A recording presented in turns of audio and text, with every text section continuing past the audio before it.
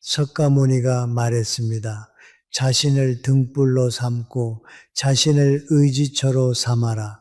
다른 것을 의지처로 삼지 말라. 이 말이 요즘처럼 지치고 힘든 노후를 살아가는 우리에게 얼마나 필요한 말인지 모릅니다. 자식에게 실망하고 배우자 때문에 속상하고 오랜 지인들은 하나둘 연락이 끊기고 마음 둘 곳이 점점 사라지는 나이가 되면 이 말씀이 가슴 깊이 와닿습니다. 여러분, 한 가지 중요한 질문을 드려볼까요? 여러분은 잠자리에 들면서 내일은 뭘 할까 하고 설레는 마음으로 주무시나요?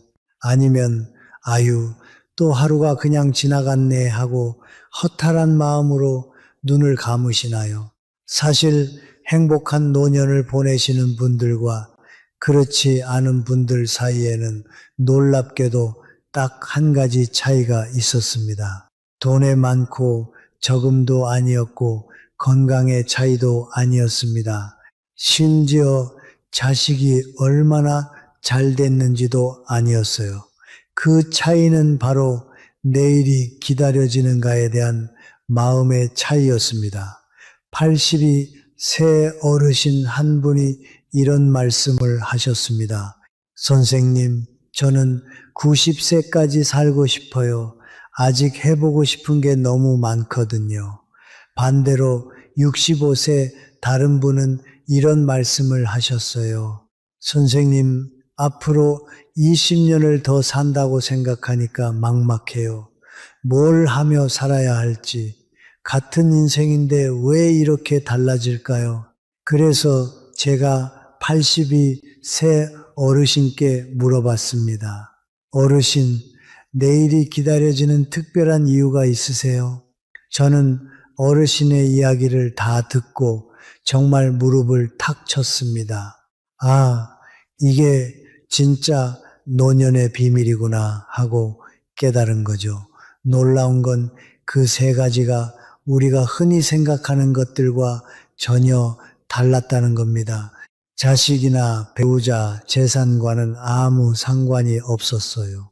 그런데도 그 세 가지를 지니고 계셨던 어르신은 매일매일이 선물처럼 기다려진다고 하셨습니다. 더 놀라운 건 이 세 가지를 알게 되면 자식과의 관계도 자연스럽게 좋아지고 배우자와의 갈등도 줄어들고 무엇보다 빨리 내일이 왔으면 좋겠다 하고 마음으로 설레는 하루가 시작된다는 겁니다. 혹시 지금 여러분 마음속에도 이런 생각이 들진 않나요? 내 인생에 뭔가 빠진 게 있는 것 같은데 그게 뭔지 모르겠다. 그렇다면 오늘 제가 전해드릴 이야기가 바로 그 답이 될지도 모릅니다. 이제부터 여러분의 인생 제이막을 황금빛으로 물들일 수 있는 그 세 가지 해답을 함께 나누어 보겠습니다. 여러분의 귀한 의견을 댓글에 남겨주세요. 소중한 구독과 좋아요 부탁드리며 시작하겠습니다. 먼저 우리가 평생 믿어왔던 잘못된 생각들부터 정리해야 하겠습니다. 왜냐하면 이 잘못된 믿음들이 여러분을 더 불행하게 만들고 있거든요. 첫 번째 착각은 자식의 성공이 내 행복의 열쇠라는 생각입니다. 많은 분들이 이렇게 말씀하십니다. 자식만 잘 되면 소원이 없겠어요. 정말 그럴까요? 제가 상담한 한 어머니는 세 자녀를 모두 의사, 변호사, 교수로 키우셨습니다. 남들이 보면 정말 자식 농사 잘 지은 것으로 보이죠. 하지만 이분이 하신 말씀이 계속 머릿속에 맴돌았습니다. 선생님, 애들이 다 성공했는데 왜 이렇게 허전할까요? 이제 저는 할 일이 없는 것 같아요. 심리학에서는 이를 빈둥지 증후군이라고 부릅니다. 자식 중심으로만 살아온 부모가 자식이 독립한 후 느끼는 상실감과 정체성 혼란이죠. 더 안타까운 건 자식들이 성공할수록 오히려 부모와 만날 시간이 줄어든다는 겁니다. 바쁘니까요. 성공한 자식일수록 엄마, 아빠 별일 없으시죠? 제가 이번 추석은 회사 일 때문에 못 찾아뵐 것 같아요. 대신 용돈 보내드릴게요. 이렇게 짧은 연락 한 통으로 끝나는 경우가 많습니다. 한 분은 이런 말씀을 하셨어요. 자식이 출세해서 좋긴 한데 이제 만나려면 며느리한테 허락을 받아야 해요. 이번 주는 바빠서 안 된다고 다음 달에 시간 나면 찾아뵌다고 이런 식이에요. 저는 남이 된 것 같아요. 옛말에 부모 마음 자식 모르고 자식 마음 부모 모른다는 말이 있죠. 각자의 삶이 있는 거예요. 그러니 꼭 명심하셔야 합니다. 물론 자식이 잘 되면 기쁘죠. 부모 마음이 어찌 안 그러겠습니까? 하지만 그 기쁨이 내 삶의 전부가 되어서는 안 됩니다. 자식의 성공이 내 행복을 보장해 주지는 않습니다. 두 번째 착각은 배우자가 있으면 외롭지 않을 거라는 생각입니다. 아이들은 다 출가했고 우리 둘이 오손도손 함께 늙어가면 되지 뭐. 정말 그럴까요? 60대 부부 상담을 하다 보면 이런 말을 자주 듣습니다. 40년 가까이 살았는데 이 사람이 누군지 모르겠어요. 특히 남편이 퇴직하고 나서 이런 현상이 심해집니다. 평생 직장에서 바쁘게 살던 남편이 갑자기 집에만 있게 되면 어떻게 될까요? 부인은 40년 동안 자신만의 생활 패턴을 만들어 놓았는데 갑자기 남편이 그 공간에 끼어드는 거예요. 한 아내분이 이런 말씀을 하셨어요. 남편이 하루 종일 집에 있으니까 제가 감시받는 것 같아요. 밥은 언제 해? 어디 가? 누구랑 만나? 이런 식으로 계속 물어봐요. 차라리 혼자 있을 때가 더 편해요. 반대로 그 남편분은 이렇게 말씀하셨어요. 은퇴하면 아내와 오손도손 노후를 보낼 줄 알았어요. 그런데 막상 집에만 있으니까 아내가 저를 귀찮아해요. 말을 걸어도 응, 그래, 이런 식으로 건성으로 대답하고 조금만 더 이야기하려고 하면 또 그 얘기야 벌써 몇 번째야 하며 짜증을 내요. 이상하게 그리웠던 집이 감옥 같아요. 여러분, 이게 현실입니다. 결국 함께 있다고 해서 모든 외로움이 해결되는 건 아닙니다. 오히려 가까이 있을수록 더 큰 외로움을 느낄 수 있어요. 부부라도 각자만의 세계가 있어야 합니다. 24. 시간 붙어 있으면 똑같은 일상을 반복하니까 서로에게 더욱 흥미를 잃는 거예요. 세 번째 착각은 돈만 있으면 모든 게 해결될 거라는 생각입니다. 나이 들어서는 돈이 최고야. 이것도 반은 맞고 반은 틀립니다. 경제적 안정은 분명합니다. 하지만 돈만으로는 채워지지 않는 빈 공간이 있어요. 제가 상담한 한 분은 이런 말씀을 하셨어요. 젊었을 때는 돈만 있으면 행복할 줄 알았어요. 그런데 막상 나이가 드니까 돈이 있어도 불안해요. 병원비는 얼마나 될까? 요양원비는 얼마나 될까? 자식들한테 짐이 되지 않을까? 젊을 때는 돈을 쓰는 재미라도 있었는데 이제는 아껴야 한다는 생각만 들어요.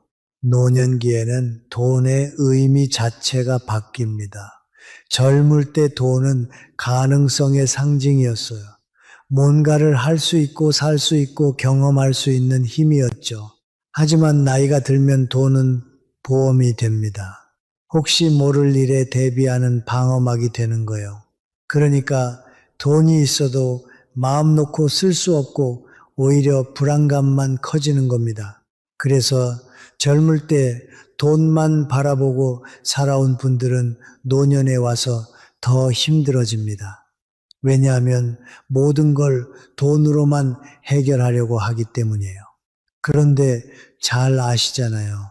외로움, 허무함, 정체성의 상실, 이런 것들은 돈으로 살 수가 없습니다. 여러분, 지금까지 우리가 믿어왔던 세 가지가 행복한 노후의 완전한 해답은 아니라는 걸 이제 조금은 느끼셨을 겁니다. 생각해 보세요. 우리는 평생 다른 것에 의존해서 기분이 오르락 내리락 했어요. 자식이 잘 되면 세상이 다 내 것 같은데 조금만 잘 안 되면 덩달아 우울해지고, 배우자가 잘해주면 든든하고 좋다가도 다투기라도 하면 하루 종일 속이 상하고, 돈이 들어오면 안심되지만 나가는 순간 불안이 밀려오고, 이렇게 살면 내 마음이 늘 외부 환경에 따라 흔들릴 수밖에 없죠. 그런데 더 큰 문제가 있습니다. 우리는 평생 누군가의 무엇으로 살아왔다는 겁니다. 누군가의 아들, 딸로 시작해서 학생으로, 직장인으로, 부모로, 배우자로 역할에 맞춰 살아오느라 진짜 저는 뒤로 밀려나 있었습니다. 그런데 나이가 들면서 이 역할들이 하나씩 사라집니다. 자식들은 독립하고, 회사에서는 퇴직하고, 사회적 명함도 없어지고, 그럼 뭐가 남을까요? 저는 대체 누구지? 이런 질문이 마음속에서 툭 튀어나오는 겁니다. 어떤 분은 이런 말씀을 하셨어요. 40년 동안 회사 다닐 때는 임원 자리에 앉아 있었습니다. 그때는 다들 저를 찾아와서 부장님, 상무님 하고 불렀죠. 그런데 퇴직하고 나니까 그냥 동네 아저씨예요. 명함도 없고 사람들이 뭐 하시는 분이세요? 라고 물으면 선뜻 대답할 말이 없습니다. 참 씁쓸한 현실이죠. 하지만 여기서 중요한 게 있습니다. 이제 여러분은 사실상 자유로워진 겁니다. 누구를 위해서가 아니라 저를 위해 살 수 있는 시간이 찾아온 거예요. 그런데 문제는 그 자유가 너무 낯설고 무섭다는 거예요. 평생 누군가의 기대에 맞춰 살아왔는데 갑자기 이제는 제 마음대로 살아라 하면 어떻게 될까요? 막막합니다. 마치 평생 누군가가 운전해 주던 차 뒷자리에 앉아 있다가 갑자기 핸들을 잡으라며 이제부터 제가 직접 운전해라고 말하는 것과 같습니다. 두렵고 길도 모르겠고 어디로 가야 할지 막막하죠. 진짜 문제는 이겁니다. 우리는 평생 다른 사람을 위해 달려오느라 정작 저는 뭘 좋아하지, 저는 뭘 하고 싶지, 이 질문에 답할 준비가 안 돼 있다는 겁니다. 제 마음의 소리를 잊어버린 거예요. 그럼 이제 어떻게 해야 할까요? 바로 지금부터가 중요한 순간입니다. 이제라도 진짜 저를 찾을 해답을 함께 살펴볼 시간입니다. 첫 번째 답은 저만의 시간 갖기입니다. 여러분, 한번 뒤돌아보세요. 지금까지 하루 대부분의 시간을 누구를 위해 써왔나요? 아침에 눈 뜨면 가족들 식사 챙기고 아이들 뒷바라지하고, 직장에 나가면 회사 일로 정신없이 보내고, 퇴근해서도 집안일 하느라 쉴 틈이 없었죠. 그러다 보니 정작 제가 하고 싶어서 한 일은 손에 꼽습니다. 80세 어르신이 이런 말씀을 하셨어요. 80평생 살았는데 제가 뭘 좋아하는지 모르겠어요. 늘 해야 하는 일만 있었지 제가 하고 싶은 건 생각도 못했습니다. 이 말씀이 참 마음에 남습니다. 우리가 얼마나 오랫동안 자기 자신을 뒤로 밀어두고 살았는지 보여주는 말이니까요. 그런데 이제는 다릅니다. 아이들도 독립했고 직장 일도 끝났습니다. 부모로서, 회사 사람으로서 해야 할 의무들은 거의 다 해낸 겁니다. 남은 건 바로 저예요. 그런데 문제는 오히려 이 시간이 두렵게 다가온다는 거죠. 이제 뭘 하지 하고 멍하니 서 있는 자신을 발견하게 되는 겁니다.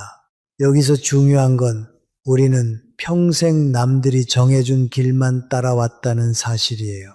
좋은 학교, 좋은 직장, 좋은 배우자, 좋은 자식, 그게 마치 유일한 정답처럼 여겨졌죠.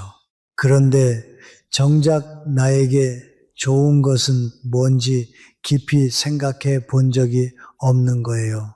그래서 해답은 의외로 단순합니다. 바로 나만의 시간을 만드는 거예요. 그 시간 속에서 조용히 내 마음의 소리를 들어보는 겁니다. 나만의 시간을 만드는 구체적인 방법은 아주 간단합니다. 첫째, 아침 시간을 활용하세요. 아침은 하루 중 가장 온전히 내 것인 시간입니다. 가족들이 모두 자고 있는 새벽 6시에 일어나서 따뜻한 물 한 잔 마시며 창밖을 바라보는 시간, 이것만으로도 충분합니다. 그 고요함 속에서 내 마음이 깨어나는 걸 느낄 수 있거든요. 실제로 한 분은 매일 새벽 6시에 일어나서 30분 동안 일기를 쓰신다고 하더라고요. 이 시간만큼은 정말 내 것 같아요. 아무도 방해하지 않고 내 마음을 들여다볼 수 있어요. 혹시 새벽에 일어나기가 너무 힘들어요 하시는 분들도 계실 거예요. 맞습니다. 갑자기 1시간 일찍 일어나려면 어렵죠. 그럴 땐 15분만 당겨보세요. 15분 먼저 일어나 조용히 앉아 있는 것부터 시작하면 됩니다. 작게 시작하는 게 오래가는 비결입니다. 둘째, 산책을 하세요. 하지만 목적 없는 산책을 해보세요. 목적이 있는 산책은 운동입니다. 목적 없는 산책은 명상이에요. 그냥 걷는 거예요. 어디를 가겠다는 목표 없이 발길 닿는 대로 걷는 겁니다. 걸으면서 생각이 정리됩니다. 마음이 차분해져요. 걸음과 함께 내 마음도 정리되는 걸 느끼실 거예요. 65. 새한 어르신께서는 매일 오전 8시에 집을 나서서 1시간 정도 동네를 걸어요. 별 목적 없이 그냥 걸어요. 오늘은 이쪽 길로, 내일은 저쪽 길로 걷다 보면 오늘은 이런 일을 해야겠다. 내일은 저 일을 해봐야겠구나. 이런 식으로 생각이 정리돼요. 걷다 보면 발걸음과 함께 마음이 풀리고 복잡했던 생각들도 하나씩 자리를 찾게 됩니다. 셋째, 혼자만의 취미 시간을 만드세요. 요즘 많은 분들이 주변이 조용하면 불안해하세요. 그래서 아무도 보지 않지만 텔레비전을 켜놓거나 라디오를 틀어놓거나 하시죠. 하지만 진짜 나만의 시간이란 아무도 신경 쓰지 않아도 되는 시간이에요. 예를 들어 이런 것들 말이죠. 혼자서 차 한 잔 우려 마시기, 베란다에서 화분 들여다보기, 오래된 사진 넘겨보기, 창밖 풍경 관찰하기. 단순하지만 오히려 그 단순함 속에서 마음이 편안해집니다.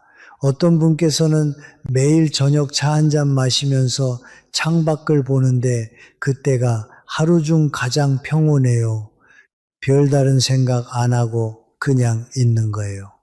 그런데 신기하게도 그날 있었던 크고 작은 일들이 다 별일 아닌 것처럼 마음이 풀리더라고요.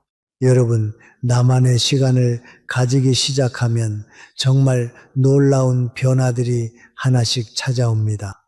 첫째, 자아 정체성이 명확해집니다. 나는 이런 걸 좋아하는 사람이구나. 이럴 때 행복하구나. 둘째, 마음에 여유가 생깁니다. 급하게 살던 습관에서 벗어나 천천히 살 수 있게 돼요. 셋째, 창의성이 살아납니다. 바쁜 일상에서는 떠오르지 않던 아이디어들이 나와요. 넷째, 관계가 개선됩니다. 내가 감정적으로 충만해야 다른 사람에게도 좋은 에너지를 줄 수 있어요. 자, 나만의 시간의 중요성을 이해하셨나요? 그런데 여기서 끝이 아닙니다. 나만의 시간을 가지면서 그 시간에 오늘은 나를 위해 무엇을 할지, 내일은 나를 위해 무엇을 해야 할지 생각해 보시는 게 중요해요. 그냥 시간만 보내면 오히려 더 공허해질 수 있어요.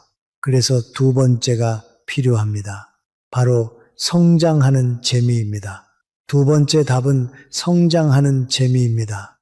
이 나이에 뭘 더 배워? 이런 생각하시는 분들 많으시죠? 하지만 이건 완전히 잘못된 생각입니다. 뇌과학에서는 이를 뇌가소성이라고 부릅니다. 나이가 들어도 뇌는 새로운 걸 배우고 또 그에 맞게 변할 수 있다는 거예요. 오히려 나이 들어서의 학습이 더 의미 있을 수 있습니다.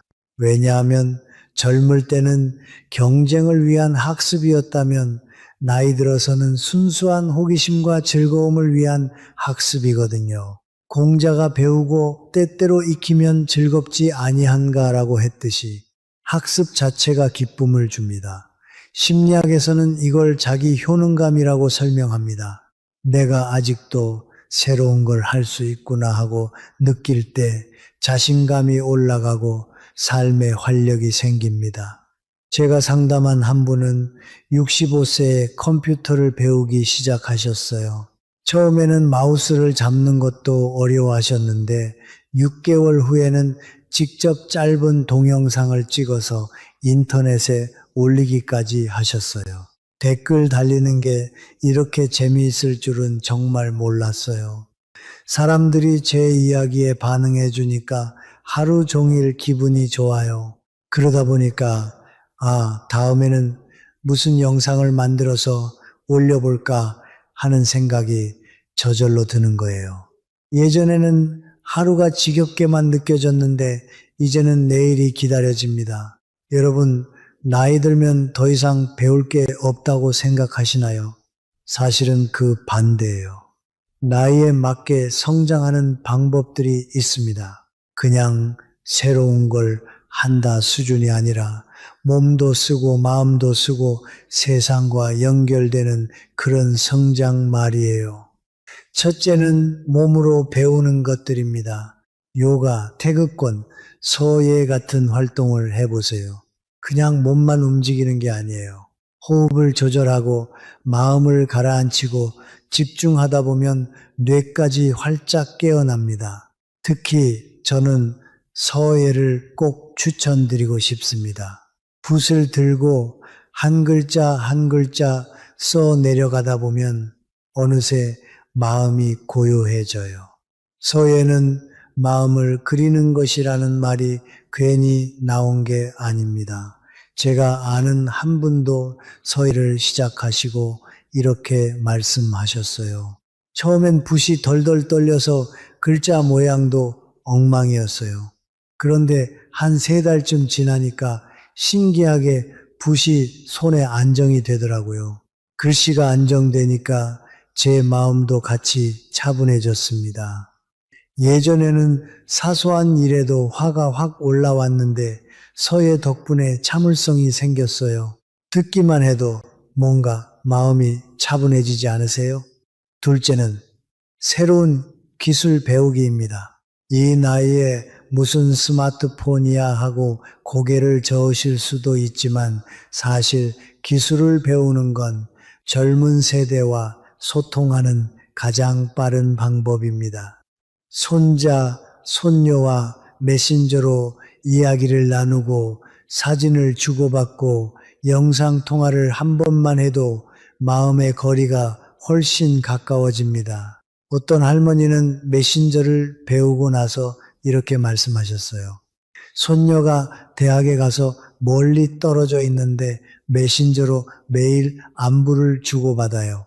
예전엔 전화를 걸면 할머니 나 지금 바빠요 하고 끊었거든요. 그런데 메신저는 할머니 사랑해요 하고 이모티콘까지 바로 보내주더라고요. 그게 얼마나 귀여운지 몰라요. 이렇게 간단한 기술 하나가 세대 차이를 확 줄여줍니다. 셋째는 예술 활동이에요. 그림을 그리든 악기를 배우든 노래를 하든 예술에는 나이 제한이 없습니다. 음악은 나이를 모른다는 말처럼 예술 앞에서는 모두가 학생이 되는 거예요. 70세에 우쿨렐레를 배우신 한 분은 처음에 손가락이 굳어서 아이고 이거 안 되겠다 하고 좌절하셨대요. 그런데 3달 만에 아리랑을 완주했을 때 그 얼굴이 얼마나 환하게 빛났는지 모릅니다. 이 나이에 내가 노래를 직접 연주할 수 있을 줄은 꿈에도 몰랐어요. 너무 행복합니다 하시더라고요. 성장의 재미 단계에는 분명한 순서가 있습니다. 나이와 상관없이 누구에게나 통하는 법칙이 있어요. 첫 번째 단계는 호기심 갖기입니다. 내가 이걸 할 수 있을까라는 걱정보다는 한번 해볼까라는 마음이 훨씬 중요합니다. 예를 들어 요가 수업 안내문을 보면서 이제 와서 무슨 요가야 하고 접어버리면 아무 일도 일어나지 않죠. 하지만 에이 그냥 한번 가보자 하고 발걸음을 옮기는 순간 새로운 문이 열립니다. 완벽하게 하려고 하지 마세요. 그냥 시도해보는 것 자체가 첫걸음이니까요. 두 번째 단계는 작은 성공을 경험하는 겁니다. 큰 목표가 아니어도 돼요. 요가 동작 하나를 제대로 따라 했을 때, 스마트폰으로 사진 한 장 성공적으로 보냈을 때, 혹은 붓글씨로 예쁜 획 하나가 나왔을 때, 그 순간 느껴지는 해냈다 하는 뿌듯함이 아주 중요합니다. 이 성취감이 바로 계속하고 싶게 만드는 연료가 되거든요. 작은 승리의 맛을 알면 자연스럽게 다음에 도전하고 싶어집니다. 세 번째 단계는 꾸준히 지속하기입니다. 비밀은 매일 조금씩이에요. 하루에 10분이라도 좋습니다. 어떤 분은 하루 딱 10분씩 그림을 그리다가 1년 뒤 전시회를 열기도 했습니다. 중요한 건 길게 많이가 아니라 짧아도 꾸준이라는 거예요. 시니어 분들이 제일 많이 하시는 착각이 한 번에 크게 해야 한다는 것인데 사실 작게 자주 하는 게 훨씬 오래 갑니다. 네 번째 단계는 나만의 스타일을 만드는 것입니다. 이제 어느 정도 익숙해지면 다른 사람을 따라하던 방식에서 벗어나서 내 스타일을 만들 수 있어요. 글씨체도 그렇고, 요가 호흡도 그렇고, 심지어 스마트폰 쓰는 방식도 그렇습니다. 이때부터 진짜 재미가 시작돼요. 이건 내 방식이야 하고 느낄 때 배움이 단순한 학습을 넘어 즐거움으로 변합니다. 한 분이 이런 말씀을 하셨어요. 수채화를 배우기 시작했는데 처음에는 선생님 그림을 똑같이 따라 그리려고 했어요. 그런데 6개월 정도 지나니까 내가 보는 색깔은 이런 건데 하면서 내 방식대로 그리게 되더라고요. 그때부터 정말 재미있어졌어요. 이게 바로 성장의 마지막 단계인 나만의 스타일 만들기의 진짜 모습입니다. 여러분도 경험해 보셨을 거예요. 노래를 배울 때 처음엔 음정을 맞추느라 정신이 없는데 조금 익숙해지면 그 노래에 내 감정을 담게 됩니다. 글씨를 배울 때도 처음엔 교본 그대로 따라 쓰다가 나중엔 손에 힘이 빠지면서 자연스러운 내 글씨체가 나오죠. 바로 그때 배우는 즐거움이 숙제에서 놀이로 바뀌게 됩니다.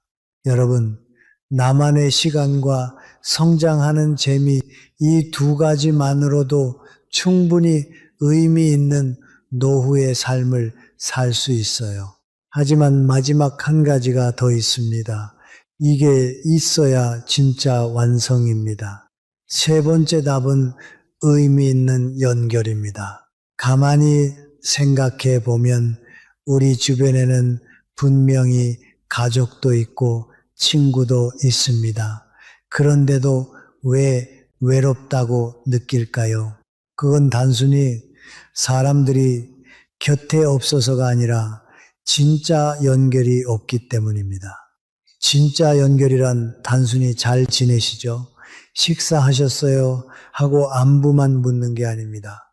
나라는 사람을 알아주고 내 이야기를 들어주고 내 마음을 이해해주는 관계, 그게 바로 진짜 연결이에요. 어떤 분은 이런 말씀을 하셨어요. 자식들이 전화를 자주 합니다. 아빠 건강하세요. 약은 챙겨 드세요. 아프면 연락하세요. 늘 이렇게 말해요. 그런데 정작 제가 요즘 무슨 생각을 하는지, 뭘 고민하는지는 관심이 없어요. 안부는 묻지만 사실은 안부가 아닌 거죠. 이 말씀이 참 와닿지 않으세요? 관심이 있다와 정말 나를 이해한다는 건 전혀 다른 차원입니다. 왜 의미 있는 연결이 중요할까요? 아리스토텔레스가 말했죠. 인간은 사회적 동물이다. 우리는 관계 속에서 존재의 의미를 확인합니다. 그런데 나이가 들수록 관계의 폭은 좁아집니다. 직장 동료들과는 자연스레 멀어지고 오랜 친구들도 하나둘 세상을 떠납니다. 새로운 사람을 만나기도 쉽지 않죠. 그래서 어르신들이 가장 두려워하는 게 병보다 외로움이라는 말이 나오는 겁니다. 하지만 해답은 의외로 간단합니다. 양보다 질이에요. 수백 명의 지인보다 내 이야기를 진심으로 들어줄 단 한 명이 훨씬 더 소중합니다. 숫자는 중요하지 않습니다. 중요한 건 이 사람 앞에서는 있는 그대로의 나를 보여줄 수 있다는 마음의 확신입니다. 그럼 구체적으로 의미 있는 연결을 만드는 방법에 대해 알아볼까요? 첫째, 공통 관심사로 연결되기. 사람은 억지로 친해지려고 하면 더 어색해집니다. 그런데 같은 취미, 같은 관심사가 있으면 금세 가까워져요. 예를 들어 복지관에서 하는 프로그램, 도서관, 독서 모임, 동네 등산 동호회 같은 곳에 나가보세요. 처음에는 낯설고 말이 잘 안 나올 수도 있습니다. 그런데 이 책 읽어보셨어요? 어제 등산길에서 이런 꽃 봤어요.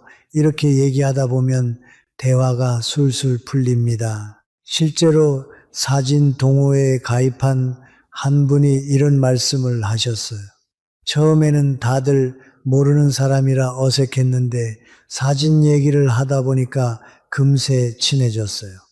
이 사진은 어떻게 찍으셨어요? 저기는 어디예요? 이렇게 대화가 이어지더라고요. 그러다 보니 이제는 같이 사진 찍으러 여행도 가고 전시도 보러 다닙니다. 이게 바로 공통 관심사가 주는 힘이에요. 억지로 애쓰지 않아도 자연스럽게 이어집니다. 둘째, 베푸는 관계 만들기.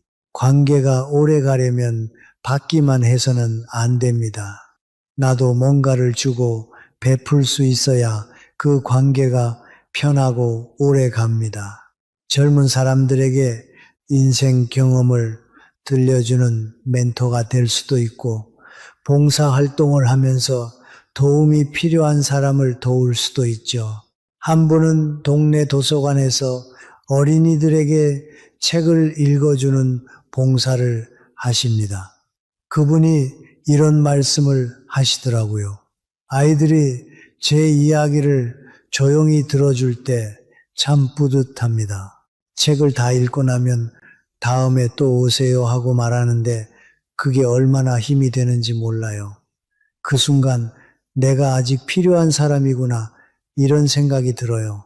이렇듯 베풀면 사실은 내가 더 큰 보람과 의미를 얻게 됩니다. 셋째, 세대를 초월한 연결. 또래끼리만 어울리는 것도 좋지만 세대가 다른 사람들과 어울리면 훨씬 더 새로운 세상이 열립니다. 손잡벌되는 젊은이들과 대화를 하면 요즘 세상이 어떻게 돌아가는지 알게 되고 반대로 젊은이들도 어르신들의 지혜와 경험을 배우게 됩니다. 동네 주민센터에서 요리 교실을 연 적이 있었는데 거기서 한 분이 젊은 주부들과 함께 수업을 들으셨습니다. 처음엔 내가 괜히 여기 있는 거 아닌가 싶어 조금 주저하셨대요. 그런데 막상 함께 하다 보니 젊은 사람들은 이런 김치 담그는 법은 처음 배워봐요. 진짜 맛있어요 하고 감탄을 했고 또 젊은이들이 알려주는 간단한 요리법을 배우면서 요즘은 이렇게도 할 수 있구나 하고 신기해 하셨죠. 그때부터 세대 차이보다는 서로에게 배우고 나누는 즐거움이 더 커졌다고 합니다. 이렇게 서로의 세대가 다르기 때문에 오히려 더 신선하고 풍성한 경험이 쌓이는 거예요. 사람 사이의 관계는 결국 대화에서 깊어집니다. 그런데 같은 말을 해도 어떻게 하느냐에 따라 마음이 열리기도 하고 다치기도 하죠.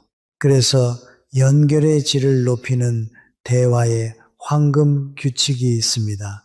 첫째, 들어주는 대화입니다.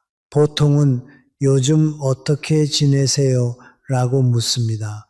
물론 나쁜 말은 아니지만 너무 형식적일 때가 많아요. 그런데 요즘 마음은 어떠세요? 라고 묻는 순간 대화가 확 달라집니다. 상대가 단순히 근황이 아니라 속마음을 나눌 수 있게 되거든요. 누군가 내 마음을 진짜로 궁금해 하는구나. 이렇게 느끼게 되면 신뢰가 금세 쌓입니다. 둘째, 경험을 나누는 대화입니다. 많은 분들이 자기도 모르게 내가 젊었을 때는 말이야 하면서 훈계처럼 말씀하세요. 그런데 이건 상대가 듣기 부담스러울 수 있습니다. 대신 나도 그런 경험이 있어요. 나도 한때는 그런 고민을 했어요. 이렇게 말하면 훨씬 따뜻하게 다가갑니다. 똑같이 경험을 말해도 가르치기가 아니라 공감하기로 바뀌는 거죠. 상대는 이분도 나랑 같은 길을 걸었구나 하고 더 편안해집니다. 셋째, 질문하는 대화입니다. 만남에서 내 이야기만 하다 보면 상대는 듣기만 하다가 지쳐요. 그래서 꼭 질문을 건네야 합니다. 그때 기분이 어떠셨어요?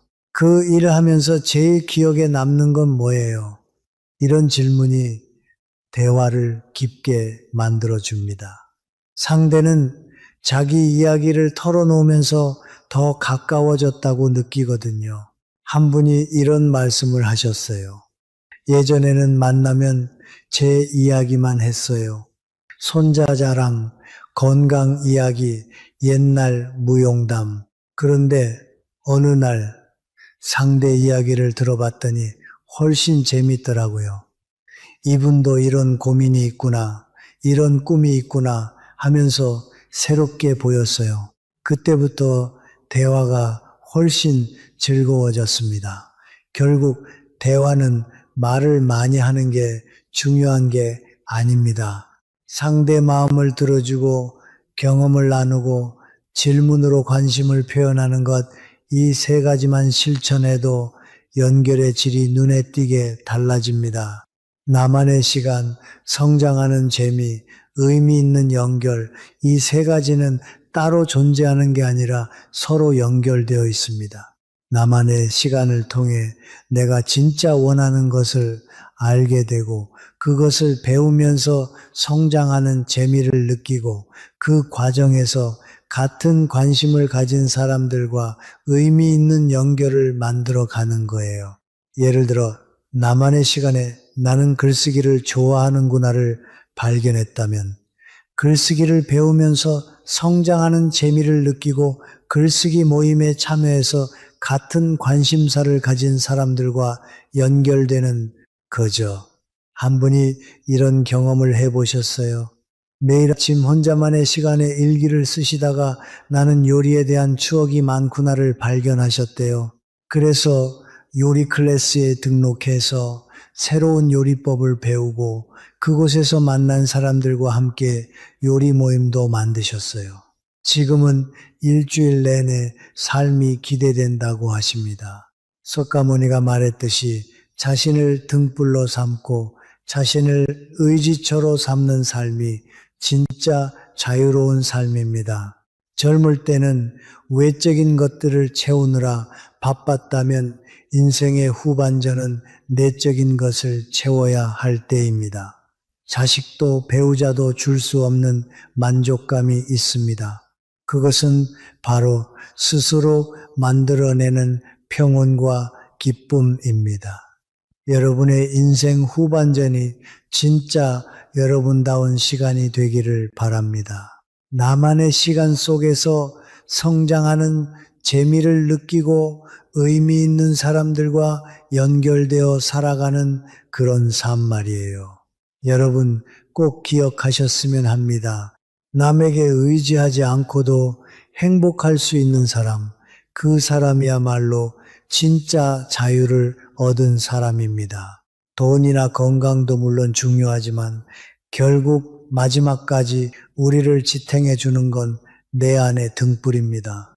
오늘 이야기가 여러분께 작은 도움이라도 되었기를 바라며 앞으로도 여러분의 건강과 행복을 진심으로 응원하겠습니다.